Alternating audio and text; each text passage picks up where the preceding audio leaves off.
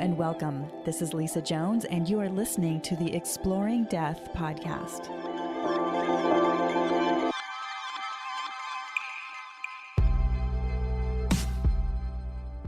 Hello and welcome to the Exploring Death podcast. I'm Lisa Jones, your host, and today I have with me Charlee DeFebbo. Charlee is a speaker, author, and president of New Beginnings Family Care, an afterlife concierge service. Charlee blended her unique knowledge of spirituality and science to recreate her life from top to bottom, and loves to show others how to do the same. She also enjoys reading to learn, live music, and all things food. Welcome, Charlee. Hello, Lisa. Thank you. Thank you for having me on. Well, I am really excited to have you on because you have created kind of a new concept, I think, in the whole death arena. And I can't wait for you to share with our viewers kind of, how it unfolded, what happened and what you're doing now. Yeah. So I spent my entire adult life in the corporate world, corporate insurance, kind of just stumbled into it. That was in my family. That's what I did. But I was always, as a kid, kind of like a weird kid, I was always really interested in death. As macabre as that is, I was always watching horror movies from like a really young age and not feeling scared, but like feeling comforted by them, which is bizarre. Always like renting books in the library in school on death, like always was kind of just drawn to it. But not what I did. I have a degree in psychology and then I went into insurance. Well, I was unhappy. As many people sometimes when they're not doing what they're supposed to do in their lives come to that precipice, and I was really unhappy. And when I thought that my life couldn't get any worse, Lisa, like when things were at rock bottom and I thought, this is it, it's only up from here, my stepdad died. And my stepdad and I were very, very, very close. I consider him like not even a stepdad, he was my dad. And he died and we didn't even know that he was sick. So wow. He was diagnosed with acute leukemia and a week later he was gone. And for just us, it was just my mom and I after that. And my mom had never lived alone on her own. She's in her late 50s now. So she was like a double whammy, right? And we don't live together, but of course I was spending a lot of time there and the work was just piling up, right? Bills had to be paid. The bills at my stepdad's office had to be paid. The collection company started calling, his vehicle had to be returned. We still had 52 people to notify. There were people coming to the door all the time and the dog needed to be taken out and cared for. We had a puppy and it was just overwhelming and unmanageable. And on top of all of the unmanageability, there was all this grief. There was all this pain. There was all this just feeling like your guts got ripped out. And I could feel it for my mom and I also felt it for myself, and I was totally useless to her. I was useless for her. I couldn't help, right? Like you think your family would be able to step in and pick up the ball and take care of all these things, all these tasks that she didn't have the mental wherewithal to do, because she didn't. When something like that happens, when you lose someone that you love that much, you see the dishes in the sink, you don't care, right? You just don't care. You don't want to wash them. You know that you have to go grocery shopping. You don't want to. Those things just aren't getting done for people who experience that for however long it takes them. Some people it takes forever, right? And they never move forward from that grief. They can never process it and start living the life that they were supposed to live. They get robbed because they get stuck in that. And I thought, let me find someone who can help us, who can like come in and take care of all this and just kind of stop the bleeding for however long we need them until things are, turned right side up here. And I Googled it and it doesn't exist. It didn't exist. There's concierge services, but there's nobody who has a sensitivity and a specialization on someone who's going through a life-challenging situation. There's nothing like that because death is scary.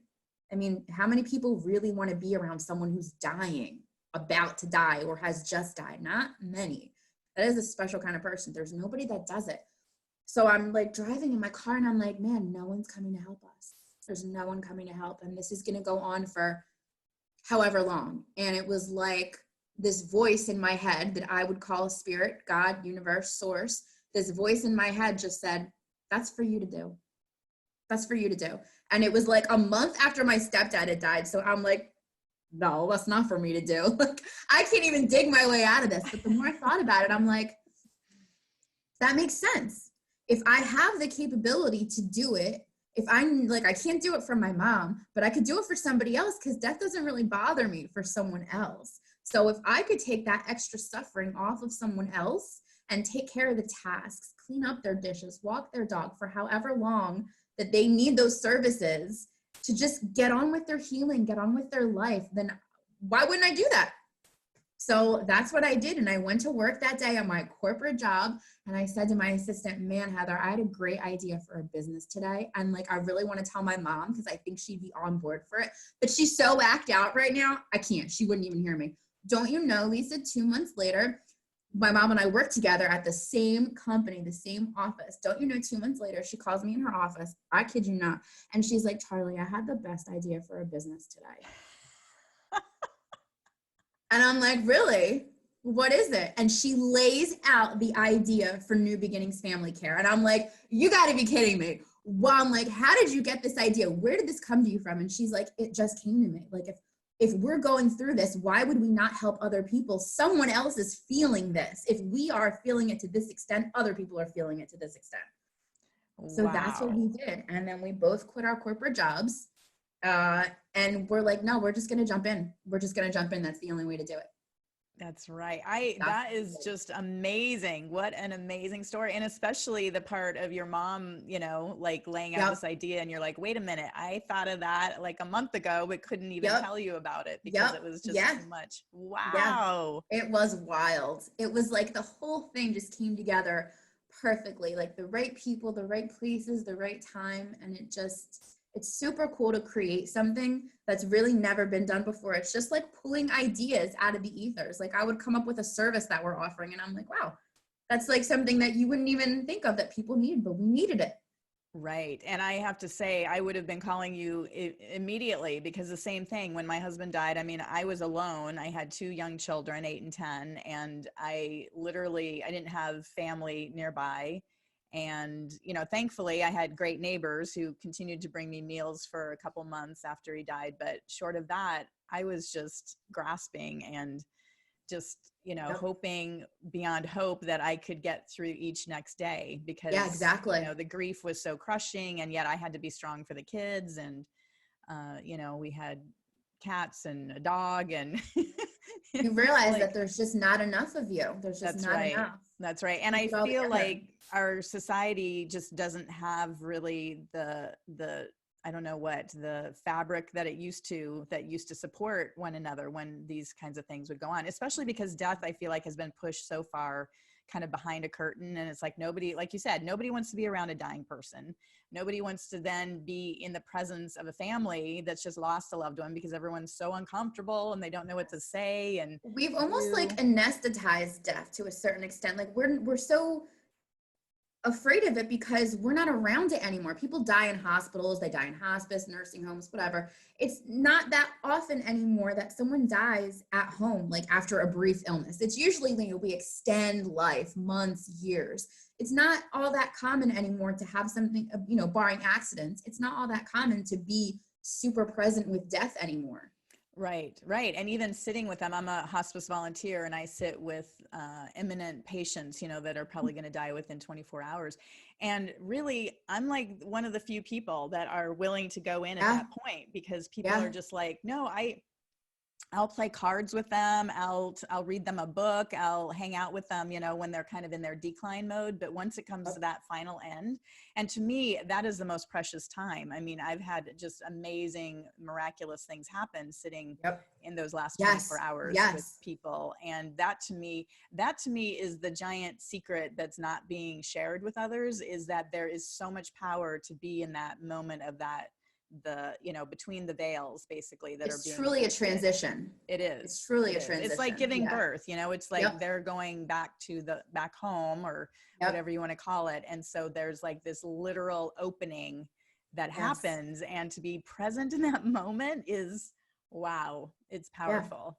Yep. You're so right. We have hospice volunteers here, but nobody does it for exactly the reason that you said. They're so hard to come by for those last 24 hours. Which is why one of the services that we provide is we have skilled nurses who will come in and sit during those last 24 hours with you, because that can be really scary for someone who, you know, for someone who doesn't have that comfort level. My mom was scared, you know? So we Oh do have those yeah. nurses who will come and sit That is overnight or whatever with you. Yeah. That is amazing. So talk about some of your other services that you're offering, because I just find this So fascinating. You know, like you don't even think about it until you're in it. And then when I you're out of know. it, I mean, I've been out of it now for like 15 years, so I don't even remember. Yep. It encompasses so much. I mean, we do the basics. We'll do their grocery shopping. We'll do their meal planning, their cooking. You know, we'll fold the laundry, run the errands for things that I'm not and, you know, whatever else needs to be done. Like we just spoke with someone last week and her main pain point, she has a sick child. She doesn't want to leave the sick child for 20 minutes to bring her other non-sick child to school every day. And it's causing her so much grief and sorrow, just those 20, 40 minutes a day. Right? You never know what you're going to hear from someone once they start to throw it up. Mm-hmm. So, you know, we'll find a way to get it done. Whatever it is that they need, we find a way to get it done. For stuff that our team of concierges aren't physically doing, we provide a referral. So we're not attorneys. We will provide you a referral that we guarantee is of a like mind as we are. So we have a very specific, very strict set of business principles. They're faith-backed, and we don't subcontract to, we don't partner with anyone who doesn't share those same principles. Beautiful. So we put our name on it and we stand by it. Whatever we're not doing, we know somebody fantastic who will do it for you at a fair price. Oh my gosh, that is amazing. And where are you located? We're located in Hamilton, New Jersey. So it's about 40 minutes outside of Philadelphia. Okay. Okay. Yeah. Fantastic. Well, aren't those lucky people that live around that area? I mean, I can truly see this being, you know, almost like a franchise or something, because I feel like this is such a necessary, you know, kind of, there's this in between point. Like hospice is amazing. And I love hospice. I can't say enough good things about hospice. And again, each one is run individually. So I know some people say, you know, not all hospices are the There same. are I great agree. hospice facilities. We had a great one also. Right. Yeah. But they don't cover this aspect. They don't cover the kind of doing all of these things both before, during, and after. You know, it's more really just the care for the patient and with support for family, but really doing the nitty gritty. Exactly. You know, like running children to school and things like that. That's just amazing. And friends and family go home. You know, at the end of the day, they live their own lives too. Unfortunately, I was friends and family. I was family. I couldn't help. I was useless for whatever reason. Sometimes you really just need an independent third party to come and yeah, I think there's a lot to be said about that independent third party that doesn't have the emotional, just, you know, the drain on it. Because even, you know, I found myself consoling my friends and family when my husband died. I'm like, why am I the one that's like, you know, consoling these people? Like, yeah, that's the last thing I need right now. So, right, you know, exactly. to have an independent person come in and be like the, you know, the real, I don't know what, foundation for, you know, the bereaved to be able to stand on rather than trying to coordinate it all. Wow. Fantastic. And so tell me a little bit more. I mean, I love that you were growing up and you weren't afraid of death and watching all those movies and things, but what about, I mean, have you been a seeker, or have you had like spiritual experiences or any kind of, you know, out of body or near death or anything like that? I haven't had a near death or an out of body per se. I have absolutely had what I consider supernatural experiences throughout my life. Some of them were scary and ones that I would choose never to repeat again. And some have been so comforting and so overwhelming in the amount of love that I felt. So like, for example, maybe like a month or two ago, I came downstairs to my computer. I had left something downstairs. I walked down the stairs from my bedroom, put my foot on the floor, and the room felt so thick. It felt like there were 1,000 people in my living room. My living room's tiny. It cannot fit anywhere near that. But obviously there was no one there. But I just felt like, wow, like whatever energy is in this room is wild and it is big. Like there's a big energy in this room. And I was only feeling it. I kid you not. I look around and I look at my big screen TV, and my box, which is always lit up blue, it's lit up blue right now, it just shows whether or not, like, I guess you have a connection, was flashing like crazy, just fluttering. I have looked, Lisa, at this box every day since then, and they don't move. That doesn't move. It just stays blue. It just stays lit up. It was going nuts. So whatever I felt was manifesting in physical 3D. I firmly believe it was my stepdad, because I just felt so comforted. I didn't feel freaked out. I wasn't like, oh my God, there's a presence here. I just felt like warmth and just like a hug, like just heaviness in the air, but comfort. It was wild. Wow, I love Yeah. that. And I love that you felt it was your stepdad, because I always Yeah. believe that whatever, when you think you're seeing a sign and you put it together with somebody, it is. Like, that's Yeah. one of the things is people doubt so much, you know, because we're so, you know, we're led to believe that, oh, these things don't really happen or whatever. But I feel like whenever you think like, oh my God, is that a sign? Yes, it's a sign, you know, It and is. accept It it and is. say thank you, because it takes them a lot to be able to really communicate with us from Right, the to other side. manifest that in our plane. Absolutely. Absolutely. And now that I have eyes for it, like now that I've now that I've got like my spiritual eyes, I see it all the time, and I'm like, wow, thank you, because that was just to let me know that I'm in the right direction. I'm going the right way. That's right. Absolutely. Oh my gosh. Yeah. My body's chilling, which is always a sign of truth. You know, whenever Yeah. anybody says something and my body just lights up through my spine, it's like, yes, that's true. Yep. So, oh my goodness. And that's the other thing is, I think for me, like when my husband died, when I did stage shows, I used to start with, you know, it was the best thing that ever happened to me. And everyone was like, Mm, oh, but it woke me up to life. It really yes. did. And as difficult as it has been and is, I mean, you know, it's still, I mean, it's almost 16 years now, and I still grieve for him. I still wish he were here. I mean, his kids are now 24 and 26, and my daughter's getting married, and you know, it's just like, oh my gosh, of course I want him here. But he really put me in touch with what life is all about, you know, Yes. and this whole other realm that's out there, being able to connect to it. It's Yeah. amazing. And what a fantastic gift to have left you with. Yeah, That's how I absolutely. view it, right? Like, Yes. what a fantastic gift for them to have left us with is this whole new life. That's right. Yeah, I always equate it to, you know, before I had like a black and white television with 3 channels, you know, and then when he died, it just all of a sudden I've got like surround sound, you know, high Yeah. def and every color in the rainbow that you can Yeah. possibly imagine. So Yep. it's really opened my Exactly eyes. like that. Wow, that is so cool. Well, I'd love to pull some cards for you if you're open. Sure, please do. Yeah. Awesome. Let's see what Spirit has to say about this amazing new service that you're providing for people. Let's see here. Oh, this is so good.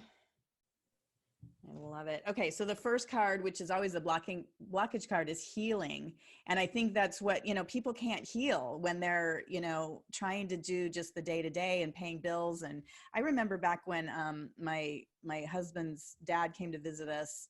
We had just gotten married, and he came for Labor Day weekend. We had a wonderful like steak dinner on Labor Day Monday, and then we went into DC the next day. Well, he died on he was taking a tram around DC. I was at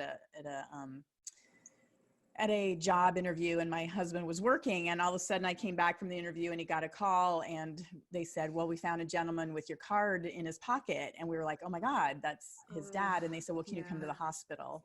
And you know, we walked in and it said DOA, John Doe DOA. And I saw that immediately. And I just thought, oh my gosh, that is crazy. And we were just shocked at all of the stuff that you have to do. Like, one, pay the bills for them trying to resuscitate him. I'm like, but he died. Why do we have to Yeah. pay? You know? Yeah. You know what? I didn't realize that people were going to come over and bring food. I knew that. I didn't realize that I was supposed to be keeping a list to send out thank yous. Like, who expects thank yous? They do. Yeah. They Right. do. Like, someone was Right. like, no, you have to write down who brought everything so that you can send out thank yous. I'm like, Oh, what?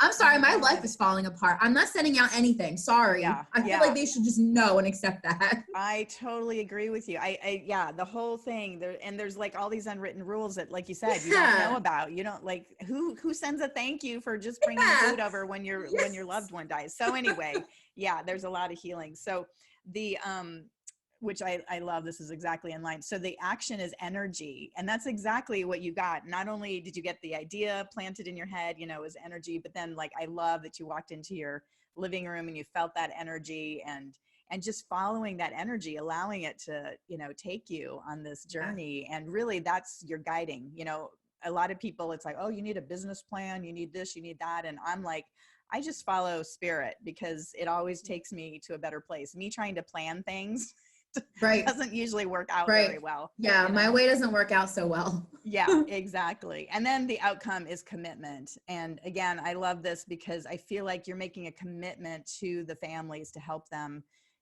thrive and survive after the loss of a loved one or during, and it's so important. And that's really what, again, our community, our society, I feel like has drifted away from. And so you're providing this amazing service for people. So beautiful. Thank you.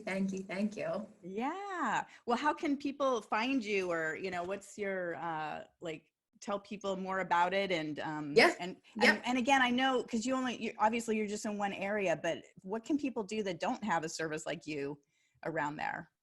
I would say what I have found is go to your local church. That is where I found consistently the most support is to be found, whether that you just want someone to come and sit with you for a couple hours, or you need someone to take care of a few of those tasks. I found usually that, especially if you already have a church family, I don't, but for people who do, they have been a phenomenal resource for my mom. So I would say first to go there, first go to the church family if you've got one.